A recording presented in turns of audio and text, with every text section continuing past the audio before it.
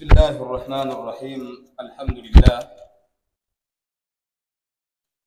الحمد لله الذي جعل لعباده مواسم يتقربون إليه فيها بأنواع الطاعات ويتطهرون بها من أدران سيئات. أحمده على نعم لا تزال تتوالى على ممر الأوقات، وأشهد أن لا إله إلا الله وحده لا شريك له في ربوبيته وإلهيته وماله من الأسماء والصفات، وأشهد أن سيدنا محمدا عبده ورسوله أول مسارع إلى الخيرات. اللهم صل وسلم وبارك عليه وعلى آله وأصحابه ومن سار على نهجه وتمسك بسنته إلى يوم الدين. أما بعد، أوصيكم عباد الله وإياي بتقوى الله. شهر معظمه حرماته موفورة خيراته، تستجاب فيه الدعوات وتقضى الحاجات، وفيه ليالي العشر التي أقسم الله تعالى بها في كتابه الكريم بقوله: والفجر وليال عشر. وقال رسول الله صلى الله عليه وسلم: ما من أيام أفضل عند الله من عشر ذي الحجة. Ama baada ya kumshukuru Allah subhanahu wa ta'ala na kumtakia ziada rehma Mtume Muhammadin, zihusie nafsi zenu basi na kusahau kuhusia nafsi yangu, hasa katika majambo mazima ya kumcha Allah subhanahu wa ta'ala. Leo tutauzungumzia mwezi tuliokuwa nao, Dhulhijja. Tambueni ya kwamba ndugu zanguni, hakika ya mwezi huu wa Dhulhijja ni mwezi uliotukuzwa kwa utukufu. Shahru mu'azzamu harama, mwezi uliotukuzwa kwa utukufu, miongoni mwa miezi mitukufu, na wenyewe mwezi huu umetukuzwa. Wa fihi alhajj alladhi huwa ruknu min arkani alislam. Si katika kutukuzwa tu kwamba ni mwezi mtukufu na ndani yake mwezi huu ni vitu viwili tofauti. Kuna kutukuzwa alafu kuna vitu vilivyopo ndani yake pia ni fursa nyingine. Wa fihi alhajj alladhi huwa ruknu min arkani alislam, ndani ya mwezi huu kuna nguzo ambayo inatokana na nguzo za Kiislamu. Nguzo mojawapo kati ya zile nguzo tano basi hutekelezwa katika mwezi huu tu na si katika mwezi mwingine. Shahru mu'azzamatu hurmatuhu mawfuratu khairatuhu. Wallahi mwezi huu umeminiwa zile kheri zake. Mtu akifanya kheri basi tayari ni moja kwa moja kabisa zinakusubiri wewe mfanya kheri, kwa sababu ulishamiminiwa kheri ndani yake mwezi huu. Yaani kabla ya kuingia, ulipoingia tu ina maana umekuja moja kwa moja na kheri zake. Kwa hiyo yule ambaye atakayefanya mema, yale ambayo anayoyataka Allah subhanahu wa ta'ala, basi kheri hizi anazipata moja kwa moja. Kheri zake humiminiwa. Tustajabu fihi da'wat. Ndugu yangu, mwezi huu ukiomba dua hujibiwa. Ni mabingwa kuomba dua sisi, lakini fursa nyingine ni mwezi huu. Ukiomba dua yako basi makbul ndani ya mwezi huu. Kuna majambo yetu, kila mmoja ana makolokolo yake kichwani, ana majambo yake. Omba dua makolokolo yapungue, ili mradi ubaki katika njia sahihi ya kitabu na sunna. Kwa hivyo kupitia fursa hizi kwamba ukiomba dua hujibiwa, hebu chukua fursa hii kabla bado haijakatika. Wa tuqdil hajat, na hukidhiwa haja mbalimbali. Ndio kule kule turudi nyuma, ukiomba basi ombi lako utafanywa kazi. Wa fihi layali al-ashr, na ndani ya mwezi huu kuna yale masiku 10 ambayo allati aqsama Allahu ta'ala biha fi kitabihi karim. Kuna masiku 10 ambayo ameapia Allah subhanahu wa ta'ala katika kitabu chake kitukufu pale aliposema kwamba wal fajr wa layalin ashr. Allah subhanahu wa ta'ala anaapa kwa al-fajr na yale masiku 10. Kwa hiyo wale mujtahid akiwemo na mtume mwenyewe Muhammadin sallallahu alaihi wasallam katika kuyatafuta haya masiku 10 aliyoyapa Allah ni masiku gani, basi wafasiri wengi wakapita katika hadithi ya mtume wetu Muhammadin isemayo kwamba ma min ayami afdala inda Allahi, wallahi hakuna masiku yaliyokuwa bora mbele ya Mwenyezi Mungu min ashri dhulhijja, isipokuwa zile siku 10 za mwanzo za Dhulhijja. Tafsiri ndio akapita humo kupitia hadithi hii na vyanzo vingine pia. Kwa kumbe hizi siku 10 zilizoapwa na Allah subhanahu wa ta'ala kwa mujibu wa hadithi ya mtume Muhammad sallallahu alaihi wasallam tufahamisha ni hizi siku 10 za Dhulhijja za mwanzo, kuanzia mwezi mosi mpaka mwezi 10. Ndio siku 10 zenyewe hizo zilizokusudiwa. Kwa hivyo wewe, kitu ambacho Allah subhanahu wa ta'ala amekiapia, wallahi kina kheri kubwa kukifuatilia na kutekeleza, na kuna hasara kubwa ukikiacha usifuatilie kile ambacho kinachotakiwa kukifanya. Hasara yake ni kubwa sana. Kwa hiyo ndugu zanguni, niendelee kuhusia nafsi zenu. Tupo katika wakati ambao madhubuti kabisa wa kufanya kheri mbalimbali, ili mradi Allah subhanahu wa ta'ala atughfirie madhambi yetu, makosa yetu, na tuweze kupata janna ambayo ametuandalia. Allah tufanyie wepesi katika hili insha Allah. Allah atushike mkono hasa katika masiku haya, twende katika kheri ambazo zinazokusudiwa. Al-amal fi hadha al-ayami al-ashr ahabbu ila Allah min al-amal fi ayami ad-dunya min ghairi istithna'i. Kufanya matendo mema katika masiku haya ya Dhulhijja, masiku 10 haya, ukiwa ni mbobezi wa kufanya matendo mema, basi tambua kwamba hayo matendo uliyoyafanya katika haya masiku 10, Allah subhanahu wa ta'ala matendo haya yanampendeza zaidi minal amali fi ayami dunya, kuliko siku yoyote ama masiku yoyote ya dunia, min ghairi istithna'i, pasi na kuvua. Kwamba ubora, utukufu wa masiku haya 10, mambo yaliyomo ndani yake, ndani ya masiku haya 10, na wewe ukaendelea kufanya khairati, hizo khairi zako utakazofanya na siku 10 ni bora zaidi, malipo yake ni makubwa zaidi, pasi na kuangalia masiku mengine. Ndio maana yake. Kwa si jambo dogo hata kama tunaweza tukachukulia juu tu kwamba siku 10 hizi za Dhulhijja siku hivi zazungumzwa tu, lakini siku ambazo zahitajika wewe ujipinde, kwa sababu pia kwa mwaka zaja mara moja, vile vile ile misimu adhimu huja mara moja tu kwa mwaka. Sasa zikikupita hizi, wewe ndio usikutane nazo tena, akaunti yako ya thawabu huenda isiongezeke. Kama Mwenyezi Mungu anasema hapa, hupenda zaidi kumpendeza matendo mema ndani ya siku 10 hizi. Lakini cha ajabu utakuta watu ndio wanakwenda hovyo kweli, hawana habari haya, hawayajui.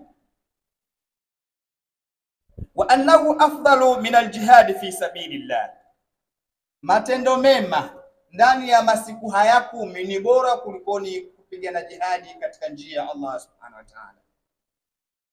ila jihadin wahida, mpaka ile jihadi ya mtu mmoja mmoja. Wa huwa jihadu man kharaja bi nafsihi wa malihi, na jihadi hii ni yule ambaye anayetoka kwa nafsi yake na mali yake kwa ajili ya njia ya Allah subhanahu wa ta'ala. Si bora kulikoni matendo mema utakayoyafanya ndani ya siku 10 hizi, ni bora zaidi. Je, ukifanya hiyo jihadi ndani ya masiku haya 10 utakuwa umepata daraja kubwa mno. Yaani tendo lolote jema utakayolifanya ndani ya siku hizi 10 ni bora kuliko hata yule ambaye anapigania jihadi katika njia ya Allah subhanahu wa ta'ala. Au pia kwa mfano sasa apate kueleweka, tupigania dini kwa kutoka siku 3, siku 40 mpaka miezi 4, miaka na miaka. Tunataka tufanye hivyo. Basi si bora ile kutoka kama vile ile mutatawwa, kujitolea vile ukatoka na mali yako, ukatumia muda wako, nafsi yako ukaipeleka, si bora ndani ya masiku haya 10. Ubora wake ni mkubwa. Sifikiria mtu ametoka nyumbani, haona watoto wake, mke wake, familia yake, amekwenda mbali kabisa, lakini kwa ajili ya Allah subhanahu wa ta'ala. Yaani kitendo kile pia hakizidi ubora. Kile sio kitendo bora, ni bora tena sana, lakini hakizidi ubora kama utafanya amali katika masiku haya 10. Kwa hivyo tunakumbushana ndugu zanguni, haya masiku ni masiku ya kujipinda, yana fursa kubwa ndani yake, yana mambo mazito ndani yake, si ya kuyadharau na wala si ya kuyaacha tu haya masiku yapite basi ukasubiria tu siku ya 9 na ya 10 basi mambo yako yakawameishia. Hapana, isiwe hivyo ndugu zanguni. Allah tushike mkono na Allah atufahamishe tuweze kujifunga kibwebwe insha Allah. وقد شرع الله لعباده صيام هذه الايام, vile vile Allah subhanahu wa ta'ala ametugogoteza tufunge katika masiku haya. Tunatakiwa tufunge. Zamani tulikuwa tuelewa kwamba kufunga ni ile siku moja mwezi 9, ilienea sana. Wazee wetu nadhani watakuja kuliweka sawa hilo, ama watakuwa katika akili wanalikubali hilo, kwamba ni mwezi 9 ndio ilivuma sana pindi inapoingia mfungo 3 huu. Lakini alhamdulillah wakaja ndugu zetu ambao sio jina lao, ile jina la ufahamisho tu, Ansari Sunna au wanaojiita Salafi, wakasema ni lazima tufunge kwanza mwezi mosi, ndio mafundisho. Maswali yakaanza kuwa mengi, tukatoa majawabu kwamba ndio sahihi, sio kwamba kwa sababu yeye ndo Ansari Sunna basi anachokizungumza kibaya. Alimnadi yuko katika Ahli Sunna wal Jamaa, basi yuko sahihi, hilo jambo ni sahihi. Wazee wetu alilichukua na kuitukuza ile ya Arafa sana kuliko na yama siku mengine. Kwa hiyo wote tunangoja siku moja tu mwezi 9 basi tufunga. Sasa hivi baada ya kuambizana sana, bila shaka wote tutakuwa tumefunga. Miaka hii yote sasa tunaendelea na zile funga zinazotakikana kufunga. Kuanzia mwezi mosi mpaka mwezi 9 tuendelee kufunga. Mwenyezi Mungu atutie nguvu katika hilo insha Allah. Ikiwezekana basi tukipita katika baraza tukute iftari zipo kama vile ule mwezi wenyewe wa kufunga wa Ramadhani uliopita. Hii inapendeza zaidi, kwanza kwa mandhari ya Uislamu na hata kwa kwa mwenyewe kukudhibishia ile akaunti yako ya thawabu. Funga kwanza mwezi mosi mpaka mwezi 9. Funga. Haruhusiwi kufunga yule ambaye alikuwa katika hija, lakini wewe ulikuwa nyumbani huko, funga. Hivi ndivyo mafundisho yanavyotutaka. Alhamdulillah, watu wameelewa na hili jambo laendelea. Toka jana watu wanaendelea kufunga. Bila shaka leo watu wameamka na saumu zao. Mwenyezi Mungu inshallah atuonee huruma na aweze kutuingiza janna. Kwa hiyo Allah Subhanahu wa Ta'ala ametutaka tufunge katika mwezi huu, maada yaumul ashri, isipokuwa ile siku ya 10 tu huruhusiwi kufunga. Wa mimma yushra'u fi hadhihi al-ayyam, na mambo mengine ambayo yawekiwa sheria katika masiku haya 10, al-iktharu min dhikrillah, kukithirisha kumtaja Allah Subhanahu wa Ta'ala. kithirisha sana. Nikisema kukithirisha, zidisha muda wako wote dhikrullah, kumtaja Allah subhanahu wa ta'ala. Kuna dhikri nyingi, mpaka ukishika Qur'an ukisoma dhikrullah. Kwa soma sana Qur'ani, lete nyiradi mbalimbali, mwenyewe umekaa, lete tafakur, lete fikra kwa ajili ya dini yako, na wewe mwenyewe mafikio yako yatakuwaje. Fanya hivyo, hili litakusaidia sana na litakuokoa na adhabu kubwa kabisa ya Allah subhanahu wa ta'ala, kwani ukifanya hivi ule utukufu wa masiku 10 wenyewe na hizo dhikri utakazozifanya na Qur'an utakazokuwa unasoma zinakupandisha daraja, zinakupandisha cheo kikubwa sana. Kwa hiyo zitakuokoa, zitakusaidia baada ya kufa ama baada ya kifo chako huko unapoelekea. Ndio maana tunahusiana hapa tufanye mambo ambayo yatakayotusaidia. Hii yote ni istidadi ndugu zangu, ni maandalizi. Haya mambo tunakumbushana ni maandalizi tu, kwamba kule utakapofikia ufike ukiwa uko vizuri. Kuzidisha dhikri. Wa fi hadhihi al-ashr, na katika masiku 10 haya mubaraka yaliyobarikiwa, yaumu Arafa, ndani yake kuna siku moja tu inaitwa yaumu Arafa. Ndani ya hizo siku 10 alizozipia Allah subhanahu wa ta'ala, ndani ya siku hizo kuna siku moja ambayo ndiyo yaumu Arafa. Walladhi afdalul ayyam, hiyo ndio bora ya masiku. Yaumu Arafa ni bora wa masiku.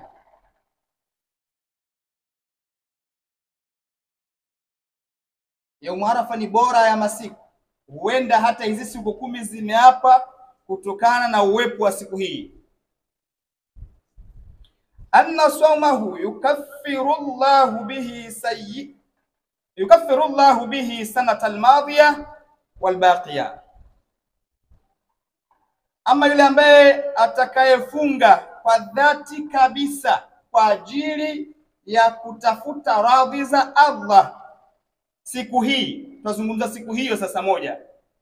Ule utukufu wa siku zote 10 tumeuzungumzia, lakini tumehama kidogo, tuizungumzia hii siku moja. Yeyote yule ambaye atakayefunga, basi Allah subhanahu wa ta'ala siku hiyo moja atakayeidhatiti. Na ndio maana hekima za wazee wakawa sasa hawataki watu wazikose kabisa hizi fadhila za siku 10, wakaishika hiyo yaumu Arafa ikawa kama ndo imetangaa, imeenea kote na kila mtu anajua hivi siku ya 9 lazima tufunge kwa sababu ya ubora huu. Kwa hiyo vijana sasa wameingia ama tumeingia kwamba hapana, ubora ni siku zote isipokuwa siku hii pekee, ubora ni mkubwa zaidi. Ukifunga siku moja ya yaumu Arafa, hufutiwa dhambi zako za mwaka uliopita na utakaokuja mbele yako. Dhambi zako zile zote hufutiwa, za mwaka uliopita na mwaka unaokuja uliobaki. Sasa waonaje?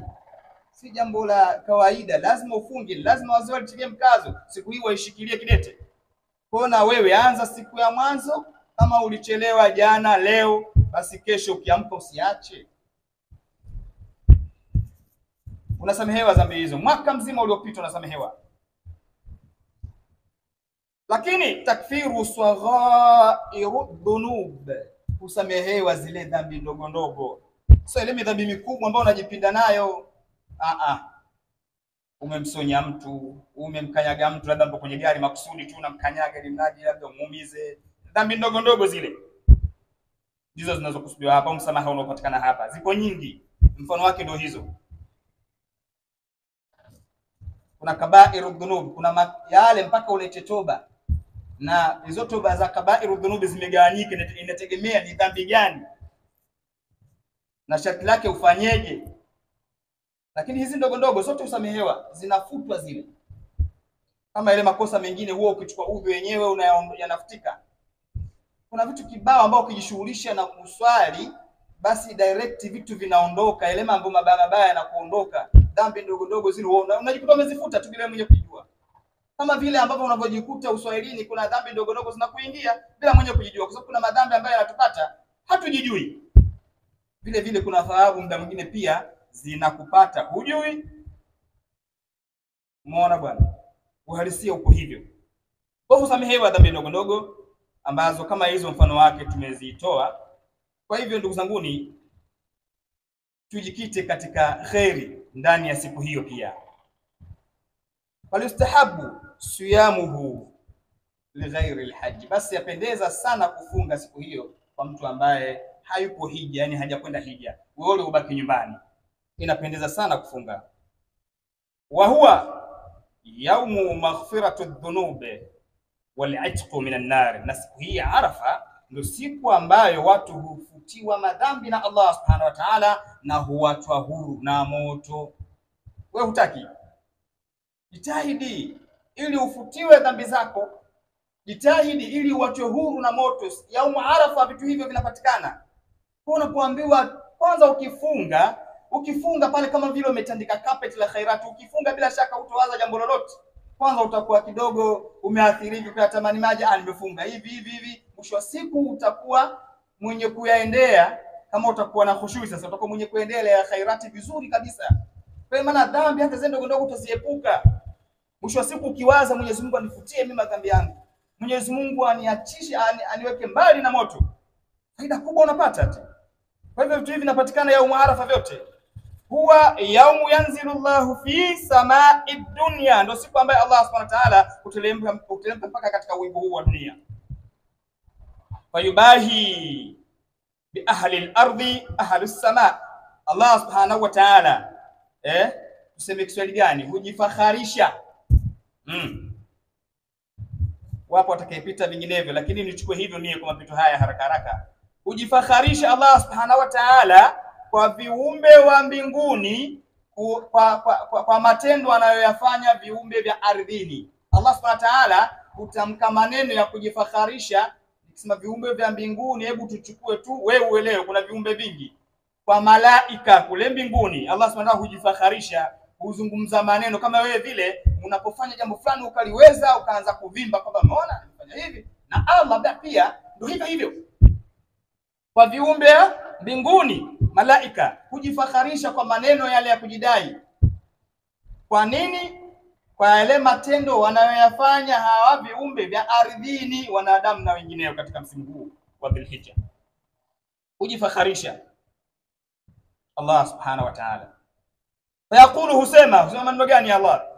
Asema kwamba anawaambia wale viumbe, undhuru ila ibadi shu'ba ghurba hajina hajju min kulli fajin amiq. Anawaambia malaika maneno haya, nyie malaika au na viumbe wote, hebu angalieni waja wangu, wallahi wamechafuka, wana mavumbi, wallahi wamekuja kuhiji tena, ja'u min kulli fajin amiq, wamekuja kutoka pande mbalimbali za ulimwengu, wamekuja kwa ajili yangu mimi.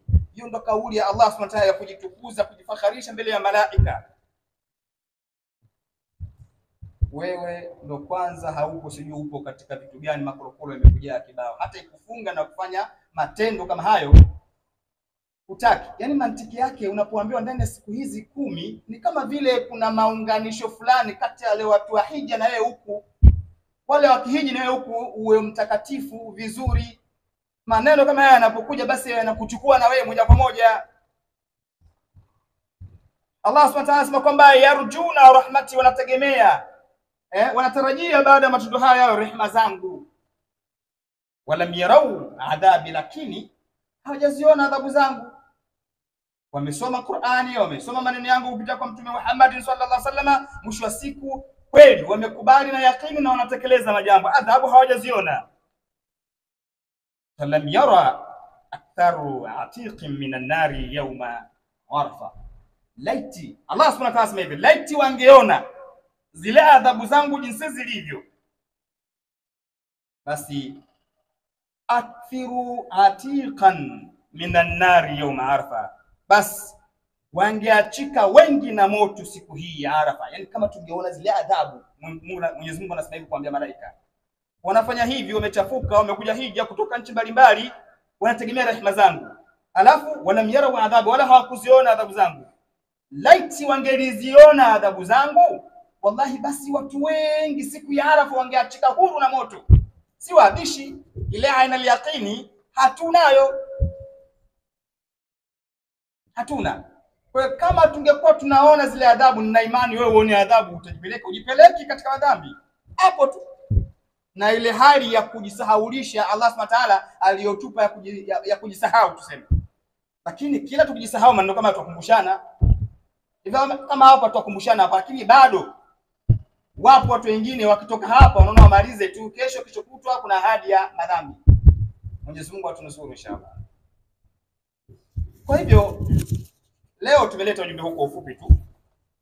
Tujue na tufahamu ya kwamba siku hizi 10 na siku hii moja ya Arafa ni siku ambayo inakuhitaji wewe ufanyie kazi vizuri basi na kuikosa.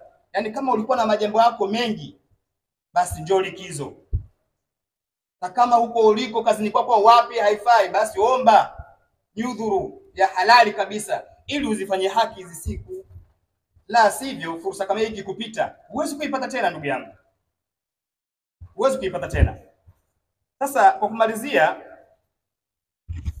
kumalizia naomba mie hupenda mara nyingi kuzungumza na waumini wetu wanaofuata itikadi yetu. Tunazungumza na watu wote ila tu kujaza ile imani na kile kitu ambacho tunachokifanya. Kupenda sana hivyo. Ili maswali yaendelee kupungua. Maswali yasije kama mengi, mtu mwingine anachanganya mwenyewe tu. Siku nyingine mtu anachanganya hivi, lakini kila mwaka yeye atakuwa mtu mwenye kuchanganya tu. Hebu tuiangalie ya Arafa huwaje kupatikana vipi kwa uchache au kwa muda mfupi sana. Watu wengi huwa hupagawa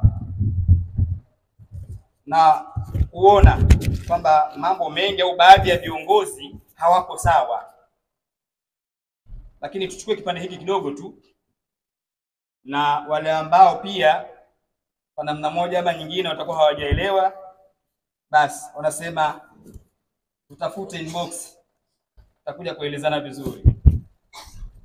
Yaumu Arafa tuipataje, tuijuaje? Maana kuna Arafa nyingine iko Marekani, Arafa nyingine iko Saudia, Arafa nyingine iko Tanzania, siku nyingine si wapi. Tufanyaje hapa? Sasa siku yote ya Arafa tu vipi?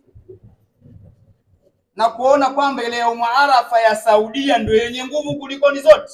Nataka tuzungumzie maana. Ili wewe kama wafuata madhehebu yetu kuanzia sasa uwe na nguvu kila mwaka. Tuna maneno tofauti kila tukija. Fi maarifati Yaumu Arafa, ndugu yangu, katika kuijua siku hii ya Arafa ile mwezi 9 tunaikusudia hapa mimi. Namna ya kuijua au katika kuijua mwezi 9 wa Yaumu Eid Nahri, na kujua ile siku ya sikukuu itakuwa lini.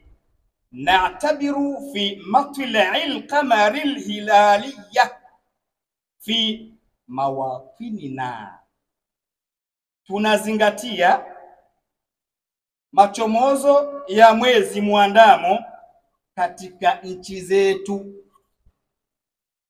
Chukua hapo kwanza, katika kuijua Yaumu Arafa kinachozingatiwa ama kujua siku yako ya sikukuu itakuwa ni lini, kinachozingatiwa ni machomozo ya muandamo wa mwezi katika nchi zetu. Wewe kama Tanzania, ina maana ili uijue siku yako ya Arafa unatakiwa uzingatie machomozo ya mwezi ya nchi yako. Ama kama loko fulani mmekubaliana, Burundi, Tanzania, Kenya, Uganda, kama mmekubaliana sawa.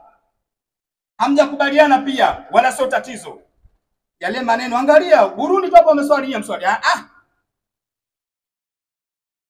Ili nikae vizuri ndugu zanguni, aliyelala aamke, ili tusikizane vizuri hapa mahala.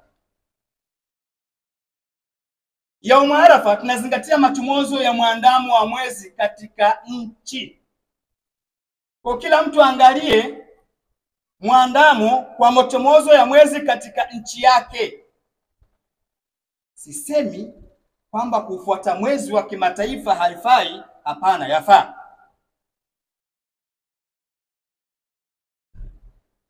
huenda wale ambao wasiofuata mwezi wa kimataifa wanafuata mwezi wa kwao wanabezwa muda mwingine mpaka mtangaziwe bwana, mpaka mtangaziwe na BAKWATA. BAKWATA hawawezi kuandamisha mwezi, hawana mwezi BAKWATA, na wala hawawezi kuandamisha mwezi. Wanasahau pia hata hao ambao wanaotangaza huko, kuna viongozi huko na utangaza ule mwezi, alafu wao ndio wanachukua katika mitandao na kurusha dunia nzima. Pia kule kuna viongozi wenyewe wanatangaza. Ndio ilivyo sheria kwamba lazima awepo mtu maalum katika nchi atangaze. Kwa mwezi ukionekana Saudia mfano wake na nchi nyingine, basi kiongozi husika atalazimika atangaze ule mwezi, alafu watu wafuate. Haya kitangazwa Tanzania hapa, tuambie utafuata mwezi wa BAKWATA nyinyi mpaka mtangaziwe. Ala, tueleke vizuri, bado sijafika mwisho. Kwa tufuate hivyo mwezi wa machomozo, kila mtu afuate mwezi wa machomozo wa muandamo wa nchi zetu. Idha halla hilalan au kumila bilqa'ida 30 yawman nu'addu al-ayyam. Sasa basi pindi utakapodhihirika ule mwezi muandamo kwamba mwezi umeandama, au zikakamilika siku 30 za Dhulqaida, mwezi uliopita unaitwa Dhulqaida, ule mfungo pili jina lake ni Dhulqaida, mwezi wa 11 ukitaka kuhesabu kwa miaka. Huu tuliokuwa nao ndio mwezi wa 12. Kama nitakuwa nimekosea, maana mambo ni mengi. Kwa hiyo utakapofika mwezi muandamo ama zikakamilika siku 30 za mwezi wa Dhulqaida, nu'adul ayyam, pale sasa ndo tunahesabu siku.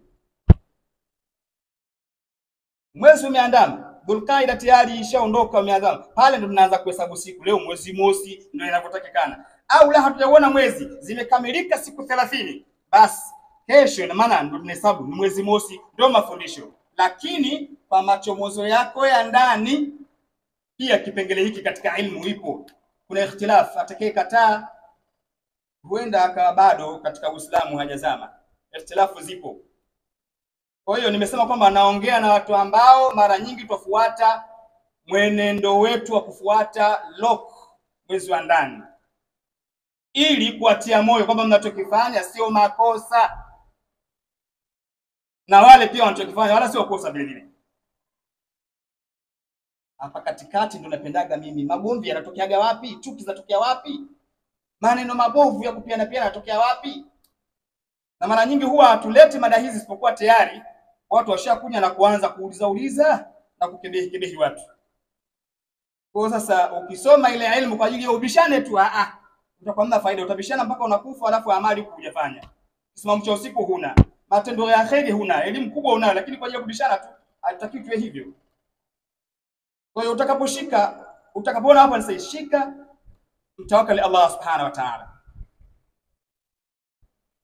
Kwa hiyo pale ndo tunahesabu siku 30. Kwa hiyo siku ya mwanzo nu'adul ayyam, tunahesabu zile siku. Fa idha kana yaumu tasi'u, ukihesabu sasa kwanza ule mwezi muandamo itakapofika siku ya 9 min Dhulhijja, ambayo wa mwezi wa Dhulhijja, fa huwa yaumu Arafa. Kwa nyie hiyo ndio itakuwa yaumu Arafa. Utakapohesabu ikifika mwezi 9, bila kujali wapi kunasema nini ama wapi umeona nini, uhesabu kutokana na muandamo wako. Siku ya 9 kwenu nyie ndio yaumu Arafa. Wa idha kana al-ashru minha fa huwa yaumul Eidul Hajj, na itakapokuwa siku ya 10 basi kwenu nyie hiyo ndio Eidul Hajj. Kwa hiyo kanuni tunahesabu pale ambapo mwezi unapoandama au zinapokamilika siku 30 kutokana na makubaliano ile loko yenu mliokuwa nayo. Dini inakubali hii, haikatai. Kwa wale ambao wanaopinga katika swala hili tuambia kwamba hili halipo, liko hivi. Wa idha kana al-ashru minha fa huwa yawm Eid Nahr. Hadha huwa da'abul asli mundu azal. Utaratibu huu tunaoona ndio uzungumza. Utaratibu ambao ndio uzungumza ndio ilikuwa desturi ama ndio ilikuwa taratibu ya ndio asili yake toka kale. Toka zama hizo ilikuwa hivi. Nikisema kale sisemi mwaka 1930, hapana. Nikisema kale sisemi mwaka 1910, hapana. Rudi huko. Huenda mwaka wenyewe labda 1000 wa kidunia haijafika. Rudi kabisa chini. Huu ndio ulikuwa mwenendo. Kila mtu alikuwa anaangalia mwandamo wake wa ndani. Ilikuwa hivyo popote pale. Saudia yenyewe ilikuwa inaangalia mwandamo wa ndani. Ukienda sio Yemen, ukienda popote mambo yalikuwa hivyo. Amma ma hadathat al-yawma ala itibari ahli al-mawqifi, ama haya ambayo yaliozuka katika miaka hii tuliokuwa nayo siye, ya kuzingatia kwamba watu waliosimama kule Arafa. Naomba nieleke vizuri. Amma ma hadathat al-yawma, ama haya mambo yaliozuka katika miaka yetu hii ya karibuni, kuanzia miaka tunaweza tukaitaja 1970 mfano wake, au 1960 wala 80 tusihitaji. Ndio miaka hiyo, kuanzia hapo kushuka chini. Haya sasa yaliozuka sasa hivi, ala itibari li ahli almawqifi, juu ya kuzingatia kwa watu waliosimama. Isharat, alafu ikawa ndio ishara fi maarifati anna ghada yawm Arafa, kwamba ndio ikakujuza wewe kwamba kesho ndio siku ya Arafa, au Eid an-Nahr, au kwamba kesho ndio Eid an-Nahr.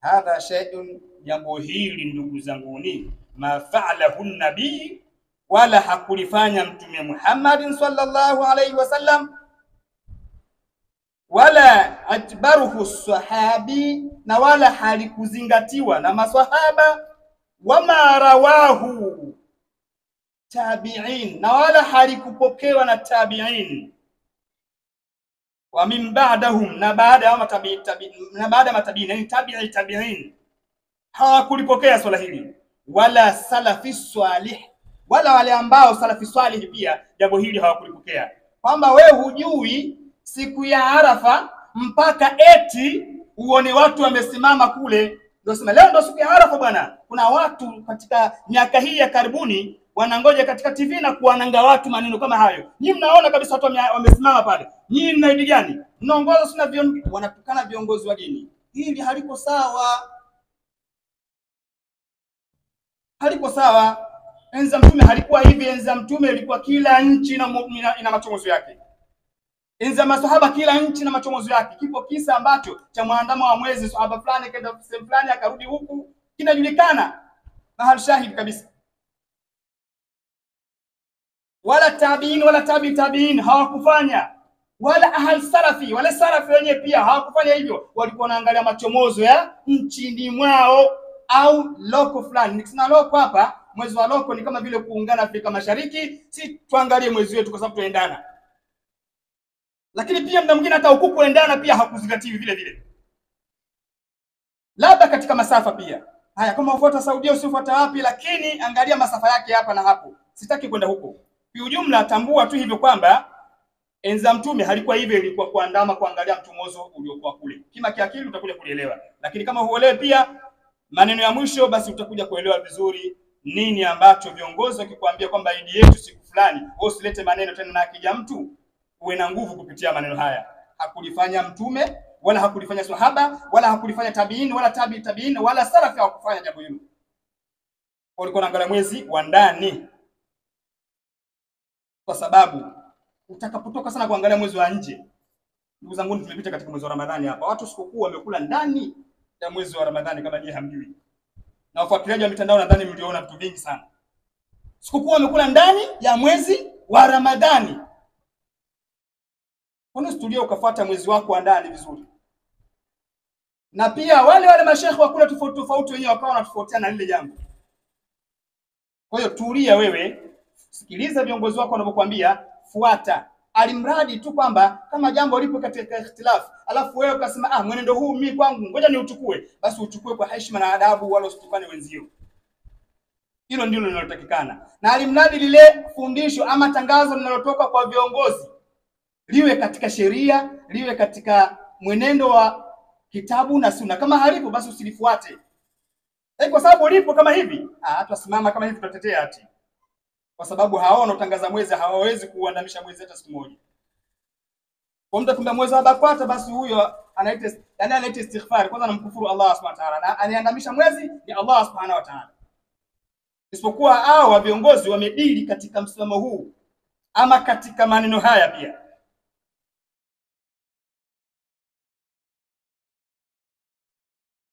Bal huwa amru muhdathatun ba'da dhuhuri almahasati walkahrabai, isipokuwa mambo haya ya kusema kwamba lazima tufuate mwezi kutoka sehemu fulani, bara moja kwenda bara lingine, ama nchi fulani za loko, basi zilazimika kufuata mwezi wa kimataifa.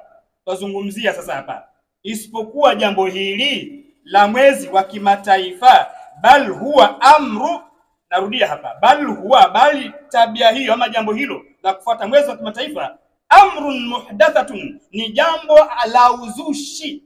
Tuzungumza wazi, ni jambo lililozuka baada dhuhuri alhamasa walkahrabai, baada ya kudhihiri maendeleo na kuja kwa umeme. Hili ndio limedhihiri baada ya kuja maendeleo. Nazungumza sasa hivi tuna masimu, nazungumza sasa hivi tuna mitandao tofauti tofauti ya kijamii, nazungumza sasa hivi tuna umeme huu. Enzi ya Mtume kulikuwa hakuna umeme.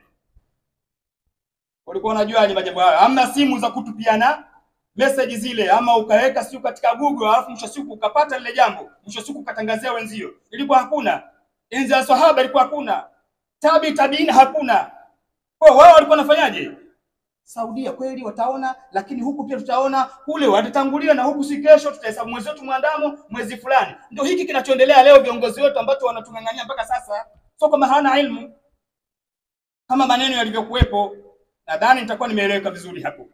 Kikubwa wale ambao umeshika msimamo huu, lisije neno lolote likakuyumbisha kuyazungumzia haya mambo mara kwa mara muda wote. Yanaweza kazalisha chuki. Watu wengine sisi huwa hatupendi kuleta mada kama hizi. Sio kwamba hatuziwezi, tunaweza. Yaani kila jambo tunalofanya tuna hadithi, tuna aya na kauli ya ulama. Kila tutakalolifanya, iwe dhikri kwa pamoja, iwe dua ya pamoja, kila kitu. Lakini ukileta sasa maneno kila mwisho siku, itakuwa si Uislamu, itakuwa ni chuki. Kwa hiyo tunatia moyo ama tunawatia moyo na imani ya dhati wale waumini ambao wanafuata katika madhehebu yetu, kwamba lisije neno, kwa sababu tayari tumetofautiana. Leo sisi ni mwezi pili na ndugu zetu ni mwezi tatu. Kuna sikukuu itaswaliwa Ijumaa ngapi? Ijumaa. Na sisi tutaswali Ijumaa mosi. Yaumu Arafa yetu sisi ni siku ya Ijumaa. Jumamosi tutaswali pale kwa swali. Kwa hivyo basi usije kuna paka kama TV yote ameonyesha. Kule kweli wameuona, wewe kuja uona. Ukitaka kulazimisha kufuata mitandao unatoka. Iko hivyo, utatoka tu, kwa sababu huko nyuma haikuwa hivyo. Wanasalu kullu wahid minna aqla. Hebu kila mmoja wetu hapo kwa kumalizia ajiulize akili yake. Jiulize kitu hiki. Ajaatil kuhrabai litaghyiri shara'i al-islami wa ahkamihi am jaati litaysiri maashi al-insan. Jiulize katika kichwa chako, hivi haya maendeleo na huu umeme umekuja kwa ajili litaghyiri shara'i al-islam, umekuja kwa ajili ya kubadilisha sheria ile ya Kiislamu iliyowekwa zamani, wa ahkamihi, na hukumu zake, au jaati, au umekuja haya maendeleo yamekuja pamoja na umeme litaisiri maashi al-insani, kwa ajili ya kurahisisha maisha ya mwanadamu. Jiulize hapo alafu utapata jawabu. Umeme na maendeleo tofauti tofauti umekuja kwa ajili ya kubadilisha sheria na hukumu za Kiislamu, sheria ambazo zilizokaa kwamba kila mmoja kwa hapa, lakini kila mmoja aangalie mwezi mwandamo. Kipindi hiko hakuja kuwa na kaida hiyo. Leo yamekuja maendeleo na umeme. Kwa hiyo sasa kwa kuja maendeleo na umeme ndio ibadilishe hukumu za Kiislamu, ndio ibadilishe sheria za Kiislamu. Haliwezekani, sheria zinasimama pale pale. Ndipo waliposimama viongozi wetu. na jambo hili sio geni. Umekuja umeme ili kurahisisha litaisiri maashi al-insan, na maendeleo yote yamekuja ili kurahisisha maisha ya mwanadamu. Ndio maana leo washika simu hapa wampigia mtu yuko Marekani au mtu yuko Oman, mmezungumza vizuri, kama mna kikao mmemaliza, ili kurahisisha maisha ya mwanadamu, sio kwa ajili ya kubadilisha sheria ya kidini. Pia tutazungumza kwa upande mwingine vile vile, sio kwamba ndugu zetu wanakosea. Kipo chumba kikubwa sana kipana na tumevisoma, tunavijua wazi. Siku pia ikitupendeza tutaleta namna wanaofuata mwezi wa kimataifa na unakubalika vipi, unakubalika. Ila tu nazungumza kwa sababu tunatofautiana maneno mengi, tutoana akili, tukufurishana. Hili halihitajiki ndugu zanguni. Kwa nyinyi ambao tunafuata mwenendo huu, tuendelee kufuatilia hivi na kuwa na nguvu kwa kauli hizi ambazo nimechukua muda kidogo katika kuelezea, ili mradi tugande katika jambo letu, na wala usife moyo baada ya kuona eti katika TV wameswali. Mbona tu wanaswali? Hilo lisikuumize. Mwezi muandamo wako ndio dini. Barakallahu li wa lakum fil Qur'an wa sunnah, wa nafa'ana wa iyyakum bima fihi min al-bayyinati wal hikma. Fastaghfirullaha fastaghfiruhu innahu kana lil awwabin ghaffara.